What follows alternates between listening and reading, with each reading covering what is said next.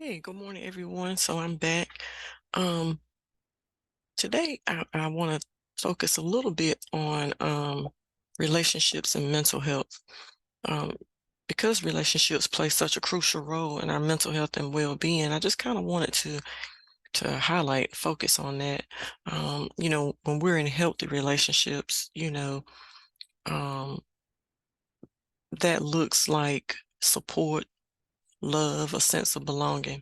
And when we're in unhealthy relationships, we see people who maybe seem like they're stressed out or they may have issues with anxiety and depression.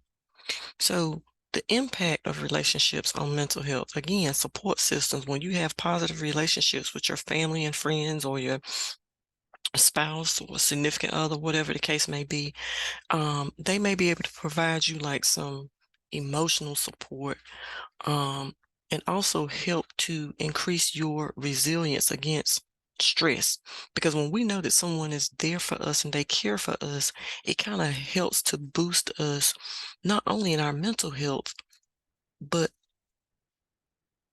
also for me, it also gave me a boost spiritually too. Because it just gave me the encouragement to keep, pushing forward, to keep renewing my mind, etc. So when there's stress and conflict, so in an unhealthy relationship, stress and conflict, whew, yeah, that can really increase your anxiety. I mean, people who constantly argue all the time, there's poor communication or toxic behaviors, that really leads to or can lead to severe depression or people feeling like they are helpless. Um, Something else I wanted to talk about, communication and mental health. So in order to have effective relationships, you're going to have open and honest communication. That's really the foundation, right? So when we have effective communication, it helps to resolve conflicts, or, it helps us to express the things that we may need or our emotions. And it helps us to just build trust. And then listening skills, we have to have people who are active listeners, focusing in on what the speaker is saying, taking some time to respond and retaining that information. So you have to foster those type of skills when you may be in a relationship with someone who has a mental health issue. And something I feel very strong on, boundaries. And that's something that I work on a lot. Setting boundaries. So setting healthy boundaries, I'm telling you, it's critical for maintaining your mental health or your mental well-being.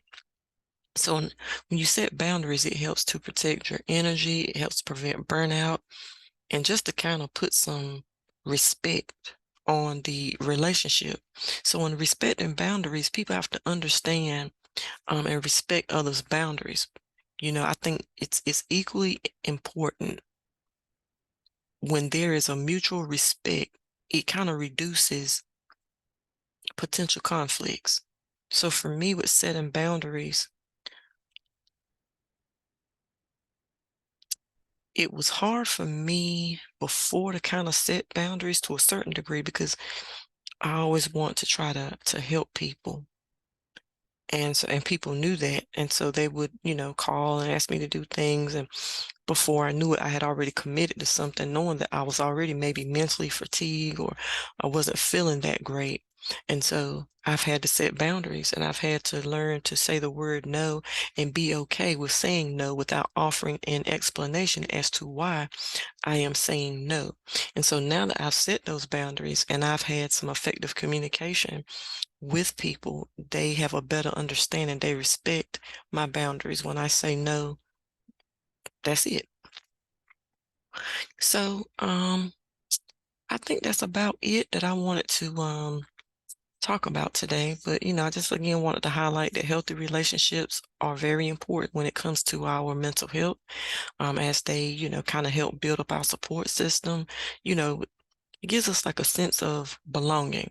And for me, it does. It kind of increases my overall happiness and my peace. So by keeping communication as a priority, setting boundaries, um, oh, even in practicing self-care. Hold on, let me back up. I forgot that was something else I want to highlight on. Make sure that you are taking care of your own mental health is very crucial when it comes to self-care, even in relationships. Again, setting those boundaries, that is a form of self-care.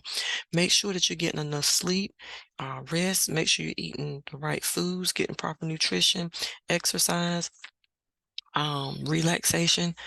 I mean, whatever activity that you like that brings you joy, you might like to bowl, you might like to work out in your yard, you might like to fish, golf, whatever that is.